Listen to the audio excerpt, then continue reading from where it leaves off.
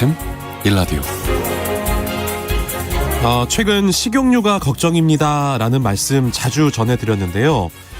이제는 또 밀가루가 문제입니다. 대형마트에서 식용유 이제는 한두 병씩밖에는 구입할 수밖에 없는 상황이 됐고요. 밀가루 역시 비상이라고 하는군요.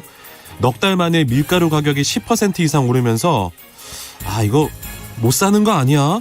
대량 구입을 해야 되나라고 생각하는 소비자도 늘었습니다. 심지어 매대가 텅 비어있는 곳들도 생겼다고 하는군요.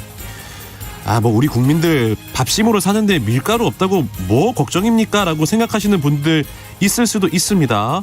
그런데요, 생각해보면 과자, 라면, 빵, 튀김 밀가루 많이 사용하고 있습니다. 가격이 더 오를 수도 있다라는 우려의 목소리도 나오고 있는데요.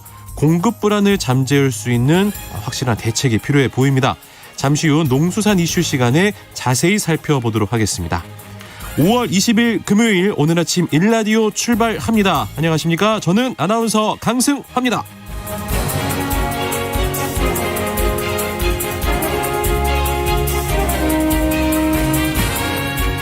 오늘 아침 일라디오 오늘도 생방송으로 함께하겠습니다. 방송에 참여하실 분들 단문 50원, 장문 100원이 드는 유료 문자 샵 9730, 샵 9730 이용하셔도 되고요.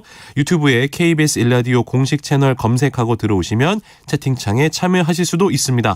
콩 어플리케이션에서도 일라디오를 보이는 라디오로 함께하실 수가 있습니다.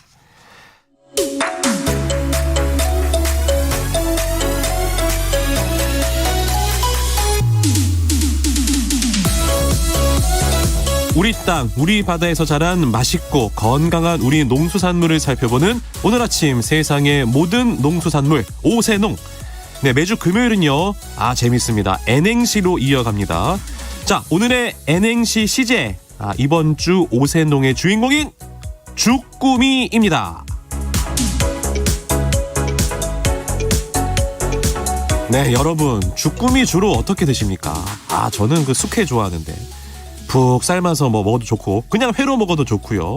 특히 이제 삶아서 먹을 때는 초고추장에 찍어서 먹어야 맛있고 요것도 진짜 맛있습니다. 양념 쓱쓱 발라서 석쇠에 그냥 정말 맛있죠. 맛도 좋고 영양도 만점인 주꾸미, 오늘은 삼행시로 만나보도록 하겠습니다. 삼행시 멋지게 지으셔서 지금 바로 문자 보내주시기 바랍니다. 단문 50원, 장문 100원이 드는 유료 문자 샵 9730으로 보내주신 분들 가운데 추첨을 해서 행운의 선물 전해드리도록 하겠습니다.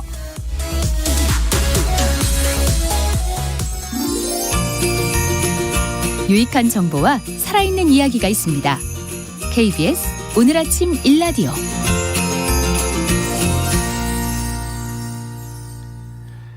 국제 곡물 가격이 크게 오르면서 국내 소비 시장에도 영향을 주고 있습니다. 가격이 더 오를 것을 우려해서 밀가루, 식용유 제품을 대량 구매하는 일이 벌어지자 유통업체들 재고량 확보 차원에서 판매 제한 방침까지 세웠습니다. 농림축산식품부 이번 주 소비 불안 심리 진화에 나섰는데요. 하지만 공급 불안을 잠재울 확실한 대책이 나오고 있지 않다라는 평도 있습니다. 농수산 이슈, 오늘은 밀가루, 식용유 수급 상황과 정부의 대책에 대해서 알아보도록 하겠습니다. 한국농정신문 원재정 기자와 전화 연결해보겠습니다. 안녕하세요. 네, 안녕하세요. 한국농정신문 원재정입니다. 네, 반갑습니다. 네, 반갑습니다. 국제 곡물 가격 인상 문제가 심상치 않다라는 소식 저희가 계속 전해드리고 있는데 밀가루와 식용유를요 1인당 제한해서 판매한다고요? 예, 그렇습니다. 국제 곡물 가격이 급등했다는 보도가 올해 초부터 부쩍 늘었는데요. 국제 곡물 가격이 올랐다는 사실을 우리 일상에서 체감할 수 있게 됐습니다. 네. 최근 일부 대형 유통업체가 밀가루와 식용유를 1인당 1개 또는 1인당 2개 이렇게 개수를 제한해 판매하고 있습니다. 네. 어제 이 한 대형 매장에 제가 직접 전화로 확인을 좀 해봤는데요. 네네. 이 대형 매장의 경우는 밀가루는 1인당 2개, 식용유는 1인당 1개씩만 판매한다고 안내했습니다. 언제까지 제한 판매를 하는 거냐 물어봤는데 기한이 정해져 있는 것도 아니고요. 네. 추세를 보면서 제한 판매 방침도 조절할 것 같다고 설명을 들었습니다. 이 관계자는 어떤 식용유가 필요하냐면서 올리브유라든가 포도씨유 등 모든 종류의 식용유가 제한 판매 대상인데 매장에 재고가 없는 경우도 있다. 확인을 해달라. 이렇게 상황을 설명했습니다. 아, 그렇군요. 좀 하나하나 살펴보도록 하겠습니다. 일단은 밀가루, 국내 밀가루 수급 상황은 지금 어떻습니까? 예, 국제 밀값이 본격적으로 뛰기 시작한 것은 올해 2월경부터였습니다. 네. 러시아와 우크라이나 전쟁이 지난 2월 24일 시작됐는데요. 전쟁이라는 불안 요소가 국제 곡물 가격을 끌어올리는 직접적인 요인이기도 하지만 네. 전쟁 당사국인 러시아와 우크라이나가 세계적인 밀 수출국입니다. 네. 밀을 많이 생산하면서 수출도 많이 하는 국가인데요. 그렇다고 하더라고요. 예, 따라서 국제 시장의 밀 공급에 차질이 빚어졌습니다. 네.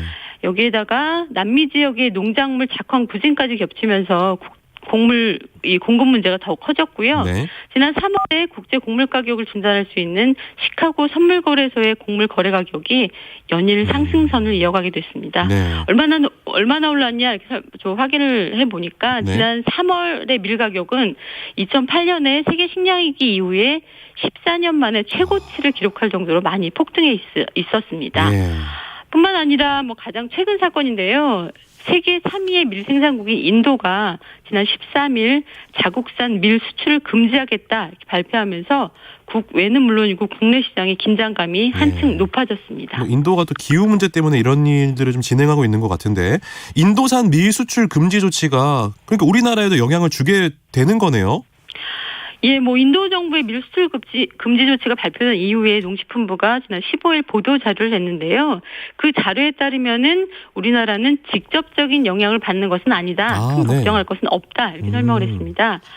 우리나라 밀 자급률은 1%가 안 되고요. 소비하는 밀 거의 전량이 수입산으로 채워지고 있는데요. 그렇군요. 2020년을 기준으로 보면 우리나라는 연간 334만 톤의 밀을 수입하고 있습니다. 네. 빵, 국수, 라면 이렇게 제분용 밀은 미국이나 호주, 캐나다에서 전량 수입하고 있고요. 네. 사료용으로 쓰는 밀은 우크라이나라든가 미국, 러시아 등에서 수입하는 구조입니다.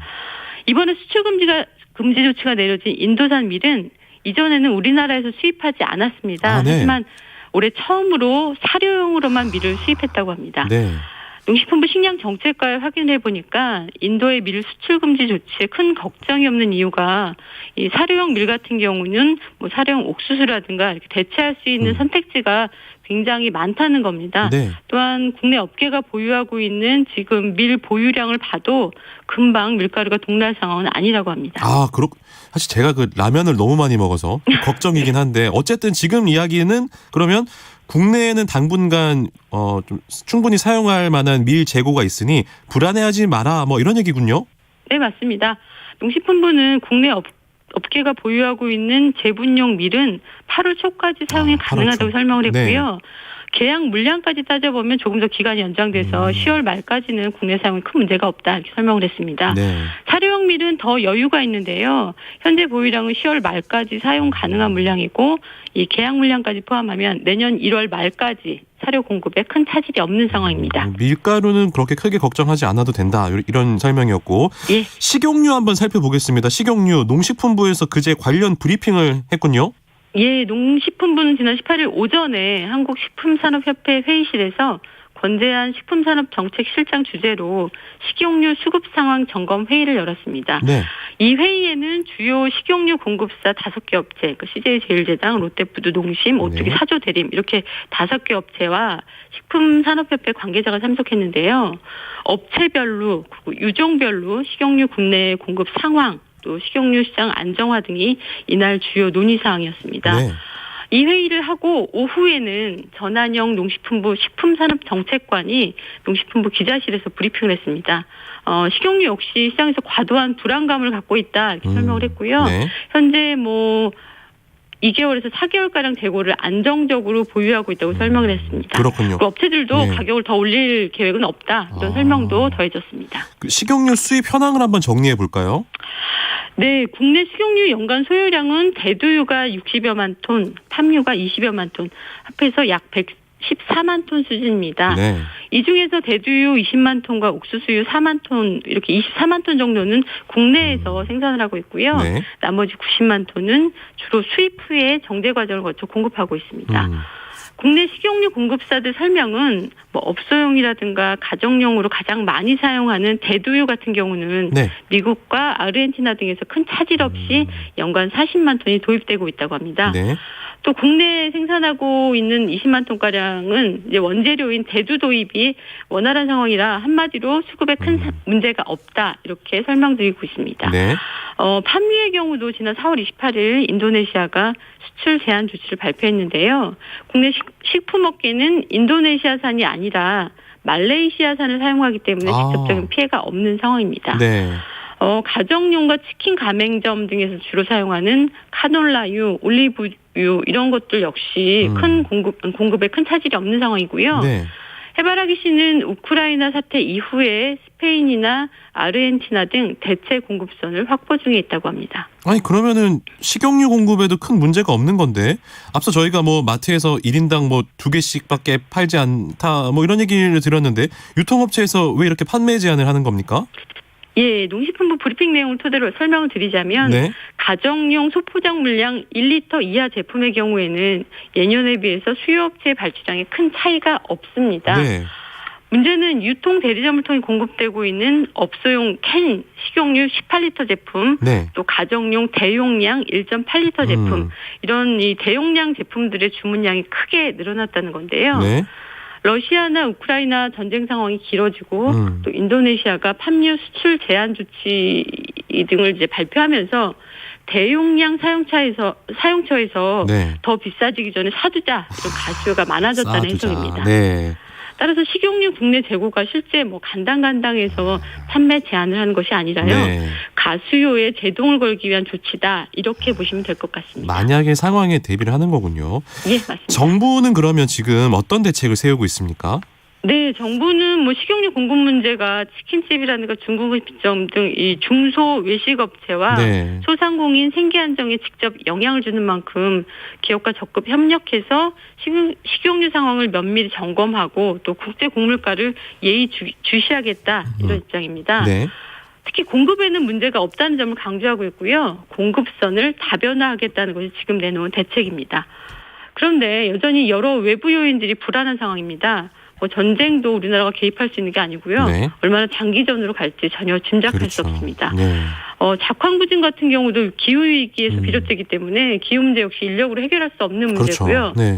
무엇보다 가격이 너무 오른다는 것이 큰 문제점인데요. 이런 점에 비춰서 정부가 국내 식량 자급의 체질 개선이라든가 식량 자급의 국가적 계획에 초점을 둬야 한다. 이런 주장이 확산되고 있습니다. 그러니까 국내 식량 자급의 체질 개선이라는 말이 쉽게 얘기하면 뭐 밀이라든지 콩 이런 주요 곡물들 우리나라에서 더 많이 만들자 뭐 이런 얘기가 될 수도 있겠네요. 네, 맞습니다. 바로 그 부분이 가장 중요한 점인데요. 네.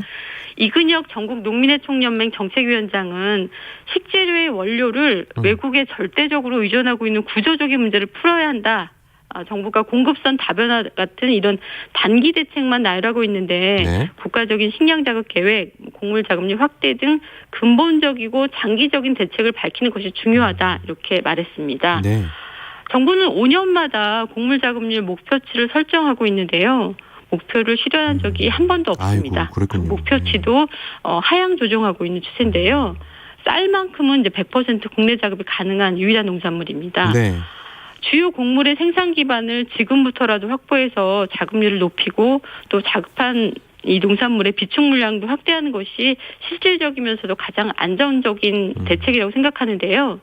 이를 위한 정부 예산도 편성돼야지 이 국내 자급률 문제의 실마리가 풀린다는 점 말씀드리고 싶습니다. 네, 지금까지 농수산 이슈 한국농정신문 원재정 기자와 함께했습니다. 고맙습니다. 네, 고맙습니다.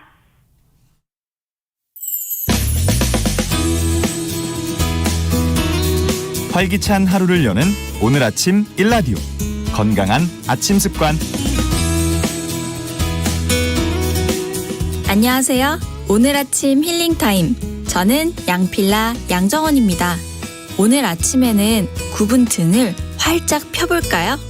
바르게 앉은 상태에서 양손을 머리 뒤로 보내서 깍지를 끼시고요. 여의치 않은 분들은 한 손만 머리 뒤쪽을 받쳐주세요. 팔꿈치를 최대한 뒤로 펼치고 머리를 깍지 낀 손바닥에 기댑니다. 호흡을 들이마시면서 천천히 뒤로 기울여주세요. 하나, 둘, 셋, 넷, 다섯. 이 상태에서 코어에 힘을 주고 이번엔 내쉬면서 천천히 더 뒤로 젖혀줍니다. 하나, 둘, 셋, 넷, 다섯. 코어에 힘을 주면서 제자리로 돌아오실게요. 가슴이 시원해지고 등이 펴지는 것을 느낄 수 있을 건데요. 가능하시면 5회씩 반복해주세요. 오늘도 여러분의 건강한 하루를 응원합니다.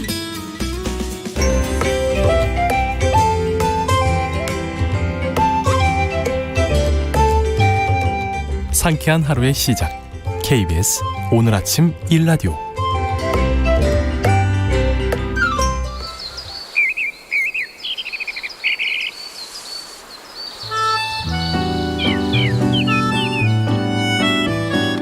숲으로 가는 길. 네, 여러분 같이 저와 힐링 하실까요? 숲으로 가는 길로 이어가겠습니다. 오늘도 숲 해설가 김서정 작가와 함께합니다. 안녕하세요. 네, 안녕하세요. 예, 처음 뵙겠습니다. 예, 반갑습니다. 요즘에 날씨가 너무 좋아요. 어제 네. 저녁에도 제가 산책 다녀왔었는데 너무 선선하고 날씨가 네. 너무 좋습니다. 네. 주말에도 굉장히 좀 날씨가 좋을 것으로 지금 전망이 되고 있는데 이번 주에는 어느 숲으로 가볼까요? 네, 서울 서초구 문화예술공원입니다. 서초구 문화예술공원. 네, 이곳은 지난 2020년에 소개해드린 적이 있었던 양재 시민의 숲 제3구역에 1994년에 조성된 그 서초구의 새로운 명소라고 하는데요. 네. 7천여 그루의 수목과 10점의 야외 조각품, 그리고 야외 무대, 잔디 광장, 중앙 광장, 놀이마당 등이 갖추어진 곳입니다. 예. 그곳 입구 안내판을 보면요. 사색의 공간, 당신의 마음이 쉬어가는 곳이라는 제목 아래 주민들은 물론 인근 직장인들도 자투리 시간에 쉽게 찾을 수 있는 도심 속 오아시스입니다. 네. 나뭇잎들이 녹음 우거진 터널을 이룹니다. 나무줄기 사이로 눈을 돌리면 문화예술공원에 잘 손질된 정원과 조각 작품들이 보입니다라는 글이 있는데요. 네. 여기는 유아숲 체험장도 갖추고 있어 그 아이들과 동반 산책하기에 예. 좋은 곳이기도 하고요. 특히 모래 놀이터가 있어서 아이들이 아주 좋아하는 곳입니다. 제가 지금 이 서초구 문화예술공원 소개하시길래 깜짝 놀랐습니다. 저의 뒷조사를 한 줄 알고. 예. 무슨 말씀이냐면 예. 제가 12년 전에요. 네. 이제 그 취업 준비할 때 네. 이 동네에 살았어요. 그래서 여기서 자취를 했거든요, 제가. 우면동 예. 그쪽 네, 아래쪽에서. 네, 네, 네. 그래서 제가 힘들 때마다 이 공원 갔었어요, 제가. 예, 힘들 때 공원 가면 좋습니다. 그러니까 방금 이제 여기를 도심 네. 속의 오아시스다라고 하셨는데 저를 포함해서 많은 우리 도시인들의 이 마음을 좀 어루만져 줄 수 있는, 위로받을 수 있는 그런 장소군요, 여기가. 예, 그렇습니다. 네. 이 오아시스는 그 사막에 있는 샘을 말하는데요. 제가 사막에 간 경험은 없지만 정말 반갑고 네. 유로가 자는 장소가 되었습니다. 그래서 오아시스는 유한이 되는 사물이나 장소를 비유적으로 이르는 말이기도 한데요. 네. 이 아름다움을 구현한 멋진 예술 작품을 보면 분명 유로가 됩니다. 아리스토텔레스가 예술은 모방과 재현이라고 했는데 그 모든 모방의 대상은 자연이 아닐까 생각을 해보았습니다. 제가 이 숲에서 위로받고 심기일전에서 KBS 합격했습니다. 축하드립니다. 좀 굉장히 반가운 공원인데. 네. 이제 여기가 나무가 우거진 공원 앞에 문화예술이 들어가 있기 때문에 아무래도 뭐 공원도 공원이지만 문화와 예술에 대해서도 좀 생각을 해보고 싶은 그런 공원이네요. 예, 그렇습니다. 그래서 가장 큰 힐링과 위로를 주는 곳이 저는 숲이라고 여기고 있는데요. 네. 그래도 문화예술이 들어가 있어 잠깐 공부를 좀 해봤습니다. 네네. 인류가 문화를 가지게 된 과정에 대해서는 이 프로메테우스 신화를 보면은 네. 프로메테우스는 아테네의 도움을 얻어 하늘로 올라가 불을 가지고 내려온다. 그는 불을 인간에게 넘겨주었고 이 선물을 받은 인간은 다른 어떤 동물과 비할 바가 아니었다. 인간은 불로 무기와 농기구를 만들고 집을 따뜻하게 할 수 있었다. 이로써 인류는 문화를 가지게 되었다라는 건데요. 네. 이 문화 어원을 보면은 라틴어의 가꾸고 경작한다는 뜻의 쿨투라에서 시작이 되었다고 하고요. 네. 16에서 17세기 영화 불에 걸쳐 그렇죠. 독일어의 쿨투르로 쓰이게 되었다고 합니다. 네. 이는 문화가 자연을 변형하는 것으로부터 시작되었다는 것을 의미합니다. 역시 자연은 인간에게 모든 것을 다 낳아주셨군요. 네. 문화가 이제 자연을 변형하는 것에서 시작이 됐다면 문화 지금 정의해 주셨기 때문에 예술 어떻게 정의합니까? 예, 좀 어려운 문제인데 일단 그 중고교 교과서를 보면요. 교과서 갑니다. 문화의 넓은 의미로 한 사회 구성원들이 공유하는 생활 방식이라고 하고요. 아, 머리 아픕니다. 문화의 좁은 의미로 한 사회 구성원들이 공유하는 생활 방식 중 네. 공연이나 예술 활동, 세련된 것을 말합니다. 그러니까 예술은 문화의 한 범주라고 할 수가 있는데요. 네. 이 곰브리치의 서양 미술사를 보면은 미술이라는 것은 사실상 존재하지 않는다. 다만 미술가들이 있을 뿐이다. 아득한 옛날에는 색깔 있는 흙으로 동굴벽에 들소의 형태를 그리는 그런 사람들이 미술가들이었다. 네. 그런데 오늘날의 미술가들은 물감을 사서 게시판에 붙일 포스터를 그리는 사람들이다라는 문장이 나오는데요. 네. 아마 이 말이 광범위한 예술에 대한 정의를 대표하는 말이 아닐까 생각을 해봅니다. 그렇군요. 그러니까 이제 옛날 사람들은 뭐 자연물을 이용해서 그림을 그렸고 지금은 이제 물감 혹은 요즘 뭐 NFT라 그래서 요즘 뭐 디지털로도 막 예술을 하고 그러거든요. 그러니까 시대에 따라서 예술의 기준이 달라진다 이런 얘기군요. 예, 맞습니다. 그래서 이 문화라는 게 자연 환경과 시대에 따라 네. 각 나라마다 다를 수밖에 없고요. 예술도 그와 비슷한 것 같은데요. 네. 그래서 문화와 예술에 우열이 있을 수 없다고 볼 수가 있습니다. 네, 맞습니다. 앞서 말한 곰브리치의 문장에 대해 미술의 빅뱅 저자 이진숙 씨는 이런 열린 태도는 각 나라와 각 시대의 다양한 미술 현상을 바라볼 때 대단한 장점으로 작용한다. 네. 문화 간의 차이만 존재할 뿐 차별과 서열화는 존재하지 않게 된다. 아프리카 원시 부족 미술이 네. 서양의 미술보다 결코 열등하지 않는다는 말이다. 다만 다른 미적인 가치를 가진 다른 미술품들일 뿐이다라고 말을 하셨는데요. 네. 산업화와 도시화로 자연에서 멀어지면서 이 문화가 문명으로 혼동이 되면서 이 사물의 참된 자리를 알려준다는 예술에 대해 한 번쯤 되돌아볼 수 있는 것이 문화예술공원이 준 이름이 아닐까 싶습니다. 아, 이게 굉장히 멋진 말이네요. 문화가 문명으로 혼동된다. 아, 그러니까 뭐 발전된 곳이라고 해서 뛰어난 문화가 있는 게 아니고, 그죠? 네. 어디든 다 각자의 개성이 있다 이런 얘기이신 것 같은데 문화와 예술의 차별과 서열화가 존재하지 않는다는 말 다시 한번 좀 이 문화예술공원에 가시면 한번 좀 생각해보면 굉장히 멋질 것 같습니다. 그럼 이제 나무 한번 소개해 주셔야 될 것 같은데 거기 어떤 나무를 소개해 주실 건가요? 네, 돌단풍입니다. 돌단풍. 네, 문화예술공원에서 가장 멋진 풍경이 메타세쿼이아 길인데요. 네. 그것으로 가기 전에 그 유아숲 체험장이 있어서 호기심이 한번 들어가 봤는데요. 네. 작고 예쁜 꽃들이 옹기종기 모여 피어 있는 모습이 보여 다가가니까 돌단풍이라는 편말이 있었습니다. 단풍에는 원래 그 꽃이 없지 않나요? 단풍나무도 꽃이 있습니다. 아, 꽃이 있어요? 작은 꽃이 있습니다. 아, 그래요? 네. 돌단풍나무도 그럼 단풍나무의 일종인 건가요? 단풍나무는 아닌데요. 네. 이 범우깃과 여러 해살이 풀인 돌단풍 이름과 관련해서는요. 네. 돌은 야생 혹은 바위나 돌이 많은 곳에서 자라는 식물을 말하고요. 네. 단풍은 잎 모양이 단풍나무 잎과 비슷하다고 해서 돌단풍이라고 부르고 있습니다. 그럼 단풍나무는 아닌 거군요, 이게. 예, 다른 종류입니다. 다른 종이군요. 네. 단풍단은 나무고 돌단풍은 풀인데요. 아, 네. 그래서 돌단풍을 보면 커다란 잎에 비해 키가 30cm로 작은데요. 작군요. 균형이 안 맞는 것 같지만 화려하게 핀 꽃을 보면은 불협 화음에서도 아름다움을 충분히 느낄 수가 있습니다. 네. 돌단풍의 꽃대는 잎이 없고요. 5월에 비스듬히 자라는데요. 네. 백색 바탕에 약간 붉은 빛이 도는 꽃이 원뿔 모양 꽃차례를 형성합니다. 네. 꽃받침 조각, 꽃잎 및 수술은 각각 6개이고요. 네. 꽃받침 조각은 계란 모양의 긴 타원형이며 수술은 꽃잎보다 약간 짧고 한 개의 암술이 있습니다. 그러니까 방금 설명하신 게 돌이라는 게 그 뭐 바위나 돌이 많은 척박한 땅에서 잘 자라서 돌이 붙는다라고 하셨는데 네. 흙이 별로 없는데 어떻게 그렇게 잘 자랍니까? 예, 이 돌단풍에 대해서 오래 관찰하신 네. 분들의 말을 정리해 보면요. 네. 잎에 비해 키가 작기 때문이라고 하고요. 아. 돌 틈이나 바위 틈에서 살 수 있는 거는 돌이나 바위로 흘러가는 물을 오래 저장할 수 있는 뿌리를 가지고 있기 때문입니다. 네. 보통 식물의 뿌리는 지상의 줄기와 가지만큼 뻗어나가거나 그 이상이 되기도 하는데요. 네. 아무래도 뿌리가 단단한 돌과 바위를 파고들기는 힘든 것 같습니다. 네. 그래서 돌단풍은 나무가 아니라 풀이기는 하지만 뿌리를 나무처럼 굵고 딱딱하게 해서 뿌리에 바짝 달라붙어 있고요. 그 안에 물을 가득 저장해서 건조한 기간을 견딜 수가 있습니다. 네.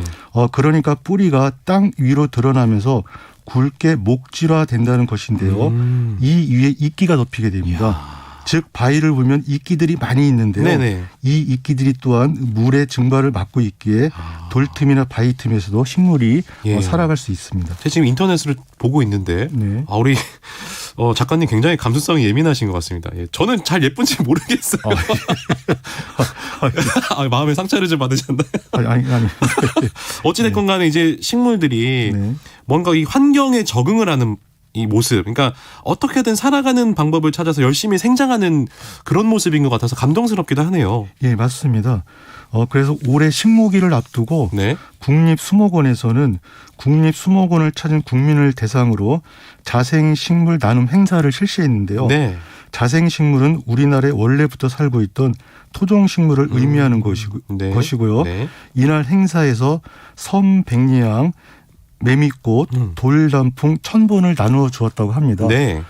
그래서 이번에는 우리의 토종 호두나무라고 할 수 있는 가래나무를 소개해드리겠습니다.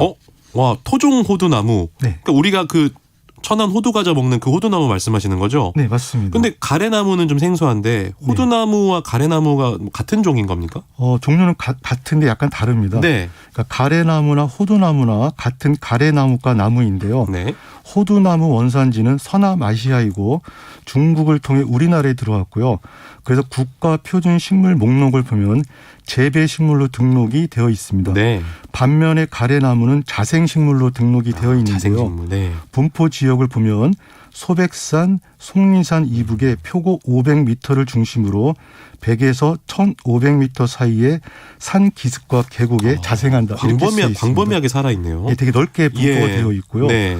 그 생김새를 보면은 호두나무와 가래나무가 생김새가 비슷해 구분이 좀 어렵지만요. 네. 이 열매가 달렸을 때를 보면은 호두나무는 둥구스름한 열매가 1개에서 3개 모여 달려 있고요. 네. 가래나무는 달걀 모양으로 열매 끝이 끈적거리는 털로 덮여 있는데요. 네. 꽃이 지고 나면 4개에서 10개 열매가 모여 달려 있습니다. 아니, 호두는 하나에서 3개 정도 매달려 있고 열매가 가래나무나 10개 정도 있으면 그 가래나무가 열매가 더 많은 거잖아요. 네. 근데 왜 우리는 호두를 더 많이 먹을까요? 예, 그건 열매가 많기는 하지만 예. 호두보다 열매 크기가 작아서 껍질 안에 있는 속살이 호두보다 훨씬 적기 때문입니다. 이거 먹을 게 없구나. 갑자기. 약간 실제로 보면 작아서요. 좀 작습니다. 네. 예. 이 호두나무가 우리나라에 들어온 이야기도 통일신라와 고려 두 시대가 있는데요. 네. 이는 아주 오래전부터 호두나무가 진짜? 네. 있었다는 거죠. 엄청 오래됐네요. 근데 가래나무는 더 거슬러 올라가고 더 오래됐습니까? 한반도에 있었고요. 애초에. 네. 네. 그래서 열매가 농기구 가래와 닮아 가래나무라고 불리는 나무는 보기 힘든데 네. 문화예술공원은 본래 야산이었던 것을 공원으로 만들었습니다. 네. 그래서 기존의 나무는 그대로 두어서 내대구류에 기중한 가래나무를 거기서 볼 수가 있었습니다. 문화예술공원의 가래나무, 우리 토종 호두나무라고 하니까 작가님 설명 들으시는 분들 한번 좀 가보시면 좋을 것 같아요. 네, 맞습니다. 그래서 네. 서양 미술사를 보면은 미술의 모든 역사는 기술적인 숙련에 관한 진보에 관한 이야기가 아니라 변화하는 생각과 요구들에 대한 것이다라는 글이 있는데요. 네. 우리의 자연 환경이 준 온돌 문화가 이제는 산업화, 도시화로 획일화되고 있습니다. 이 자생식물이라는 돌단풍과 가래나무를 보면서 이 자생이 만든 예술인 우리의 식물이 아주 아름답게 느껴진 곳이었습니다. 네, 숲으로 가는 길, 숲해설가 김서정 작가와 함께했습니다. 고맙습니다. 네, 감사합니다.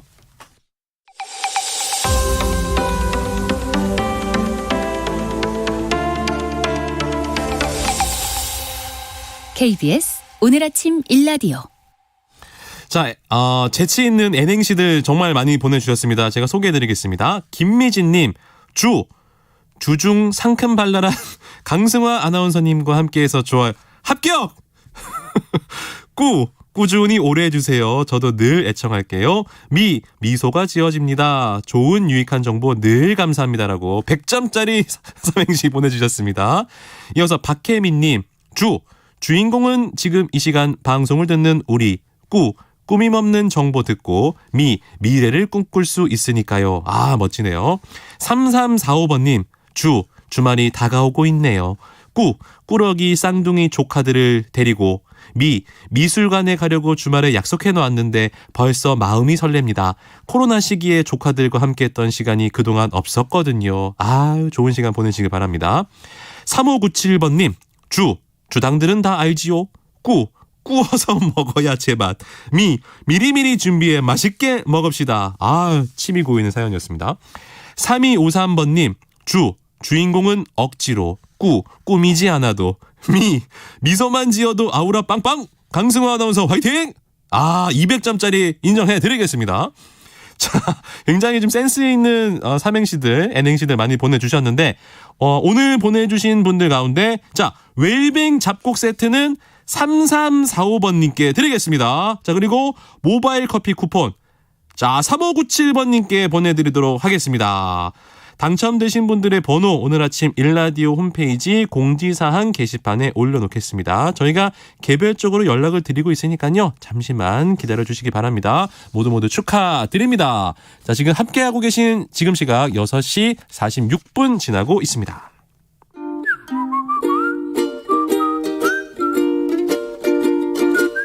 오늘 아침 일라디오 강승화 아나운서의 진행으로 듣고 계십니다.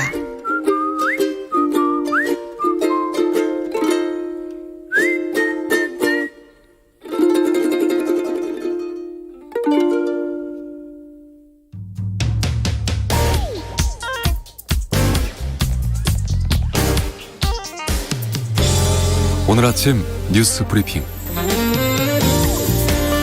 뉴스 브리핑 오늘도 정상근 기자와 함께합니다. 안녕하세요. 네, 안녕하십니까. 제가 어제 뉴스 보다가 정말 걱정도 되고 깜짝 놀랐습니다. 울산의 정유 공장에서 폭발 화재 사고가 발생했습니다.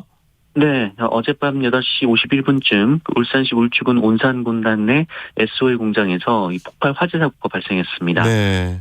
이 사고로 협력업체 직원 1분이 숨지고 원화청 노동자 9명이 다쳤는데요. 이 중 4명이 중상, 5명이 경상으로 분류가 됐습니다. 화재도 아직 진화가 완료되지 않았는데요. 오늘 오전 중에 진화가 완료될 수 있을 것으로 예상이 되고 있습니다. 이날 사고는 부탄과 휘발유 등 위험물질을 다루는 곳에서 발생했는데요. 이 전기 보수 작업을 끝내고 시운전을 하는 과정에서 폭발이 일어났다고 하고요. 이 폭발 충격이 상당히 커서 이 건물 창문이 흔들리고 네. 심지어 10km 이상 떨어진 곳에서 거주하는 주민들까지도 진동을 느꼈다라는 증언이 나오기도 했습니다. 예, 더 이상 피해가 없었으면 합니다. 국가정보원에서 북한이 핵실험 준비를 마쳤다라는 이야기가 나왔군요. 네, 국가정보원은 어제 국회 정보위원회 비공개회의에서 이 코로나19 시국이긴 하지만 이 북한에서 미사일은 발사 징후가 있다라고 밝혔고요. 핵실험 준비도 다 끝났고 타이밍만 보고 있다라고 밝히기도 했습니다. 네. 오늘 이 미국의 바이든 대통령이 방한하는 상황에서 이 북한의 도발 가능성이 있다라는 건데요. 네. 여야 정보위 관사들은 어떤 시점에서 미사일이 발사되고 핵실험을 하더라도 이상하지 않다라고 전하기도 했습니다. 북한은 지금까지 미국 대통령이 한국에 머무르는 기간에는 미사일을 발사한 적은 없는데요. 네. 만약 발사를 강행한다면 초유의 일이 될 것으로 보입니다. 우리 군 당국은 대비 태세를 갖추고 있다라고 밝혔고요. 이 미국의 백악관도 북한의 도발에 대응할 수 있도록 전략 무기를 배치할 수 있다라고 밝히기도 했습니다. 북한의 코로나19 상황 역시 북한 발표보다 훨씬 심각하다 이런 이야기가 있습니다. 네, 북한은 인민군 별동대의 약품 보급 활동들을 미담 사례로 소개하는가 하면 네. 이 전국에서 140여만 명에 이르는 방역 일꾼들이 이 바이러스 억제에 헌신하고 있다라면서 네. 이 방역 성과 선전에 열을 올리고 있습니다만 실제 내부 상황은 북한의 발표와 크게 다를 것이다라는 진단이 잇따라 나오고 있습니다. 북한은 진단 키트가 제대로 구비되지 않아서 확진자가 아니라 유혈자라는 용어를 쓰고 있는데요. 네. 이 통일연구원 긴급 현안 토론회에서 한 전문가는 우리 통계에 비춰봤을 때 이 북한의 확진자 규모가 공식 발표보다 4-5배는 많을 거다라고 예상했고요. 네. 한 달 내에 북한 대부분의 인구가 감염될 수도 있다라고 전망하기도 했습니다. 실제로 최근 북중 접경 지역에서 탈북자가 이어지고 있는데요. 이 체포된 사람 5명 중 2명이 코로나19 양성 반응을 보인 것으로 알려졌습니다. 네. 이 국가정보원은 북한의 코로나가 이달 말에서 다음 달 초에 정점에 이를 것으로 추산한다라고 국회에 보고했습니다. 우리나라 코로나19 상황은 어떻습니까? 네, 어제 코로나19 신규 확진자 수는 28,130명입니다. 그 전날보다 3,200여 명 정도 줄었고요. 이 지난주와 비교하면 7,700여 명 정도가 줄었습니다. 위중증 환자는 274명으로 그 위중증 환자 수가 300명 아래로 떨어진 것은 95일 만입니다. 네. 또 사망자는 40명으로 20일째 두 자릿수를 기록하고 있습니다. 네. 자, 그리고 어제부터 지방선거 공식 선거 운동이 시작이 됐습니다. 네, 어제부터 거리에서 후보 현수막도 보실 수가 있었을 것이고 또 유세 차량도 보셨을 겁니다. 이 지방선거를 13일 앞두고 어제부터 공식 선거운동이 시작이 됐기 때문인데요. 여야 지도부가 향한 곳은 모두 인천이었습니다. 기호 1번인 민주당은 윤석열 정부의 독주를 막고 국정 균형을 이룰 수 있어야 한다라면서 지역 민심에 호소했습니다. 네. 반면 기호 2번 국민의힘은 국정 동력 확보를 호소하면서 대통령과 함께 힘있는 여당을 강조하기도 했습니다. 서울에서는 부동산 공약을 앞다퉈 내놨습니다. 네. 민주당 송영길 후보는 재건축 규제 완화를, 국민의힘 오세훈 후보는 고품격 임대 아파트를 약속했습니다. 정의당은 경남 창원에서 출정식을 갖고 거대 양당 구도를 깨고 수도권 집중 현상을 막기 위해 정의당을 선택해달라라고 호소했습니다. 김은혜 국민의힘 경기도지사 후보가 KT 채용 청탁 논란에 휩싸였군요. 네, 지난 2012년 KT의 딸의 채용을 청탁한 혐의로 기소된 김성태 전 자유한국당 의원은 이 대법원에서 유죄가 확정된 바 있습니다. 그렇습니다. 이때 이석채 당시 KT 회장 역시 유죄 판결을 받았었는데요. 네. 이 이석채 회장의 판결문에 이 KT 내부 임원 추천자 채용 명단이 증거 자료로 첨부가 됐었는데 네. 추천자 항목에 회사 임직원들의 이름이 적혀 있었고 이 중에 당시 KT 전무로 재직한 김은혜 후보 이름이 포함되어 있었습니다. 네. 82년생 지원자 김모 씨는 1차 면접에서 면접관 3명에게 B, C, D 등급을 받아서 탈락 대상자였는데 네. 다시 합격했다라고 적혀 있었는데요. 민주당 김동연 경기도지사 후보는 청년들의 가슴에 못을 박는 불공정이다라고 공세를 퍼부었습니다만 네. 김은혜 후보 측은 어떠한 청탁도 없었고 해당 지원자가 채용되지도 않았다라고 반박했습니다. 하지만 어제 KBS는 김은혜 후보가 당시 검찰 조사를 받았을 때 이 문제로 참고인 조사를 받았고 당시에는 지인 추천을 인정한 것으로 조서에 나와 있었다라고 보도했습니다. 네. 검찰이 산업부 블랙리스트 수사를 이어가고 있군요. 네, 이른바 산업부 블랙리스트 의혹 사건을 수사 중인 검찰이 이 산업부 산하기관 6곳과 한양대 공대 교수인 백운규 전 장관의 대학 사무실을 압수수색했습니다. 네. 서울 동부지검 형사 6부에서 나왔는데요. 이 국민의힘 전신인 자유한국당이 지난 2019년 1월 한국전력 자회사 4곳의 사장들이 산업부 윗선의 압박으로 일과 사표를 냈다는 의혹을 제기하면서 백운규 전 장관 등 5명을 직권남용 혐의로 고발한 바 있고요. 검찰은 대선 직후 수사의 속도를 내면서 최근 이인호 전 산업통상자원부 차관 등 사건의 핵심 관계자들을 모두 소환 조사했습니다. 이에 따라 백운규 전 장관도 곧 소환 조사를 받을 것으로 보이고요. 또 문재인 정부 핵심 인사들까지 수사를 받게 될지 주목이 되고 있습니다. 요즘에 이것 때문에 참 시끄러운데 한국산 가상화폐 루나테라 코인으로 손실을 본 투자자들이 고소장을 제출했습니다. 네, 루나테인 코인 폭락으로 투자 손실을 본 피해자들이 어제 이 서울 남부지검에 코인 발행사인 테라폼랩스의 권도영 대표 그리고 공동 창업자인 신영선 씨를 사기 등 혐의로 수사해달라라는 내용이 담긴 고소장을 제출했습니다. 네. 이 고소장에 이름을 올린 투자자는 5명인데요. 이들이 14억 원의 손실을 봤다라고 하고요. 네. 이 변호인들은 루나나 테인의 코인 시스템 알고리즘이 애초에 유지가 불가능한 구조였음에도 연이율 20% 수익을 보장하며 신규 투자자를 대거 모집했기 때문에 이 법 위반 소지가 있다라고 봤습니다. 네. 이 루나랑 테라라는 코인이 한 개당 한때 15만 원까지 올라갔었는데 지금은 99%가 폭락을 네. 했습니다. 이 코인이 상승세를 타기 직전인 지난 5월 초 서울국세청 조사 자국이 그 해당 코인을 만든 테라폼랩스를 겨냥해서 특별세무조사를 벌였고 이 과정에서 탈세 정황과 시세 조정 행위를 포착했지만 수사 의뢰가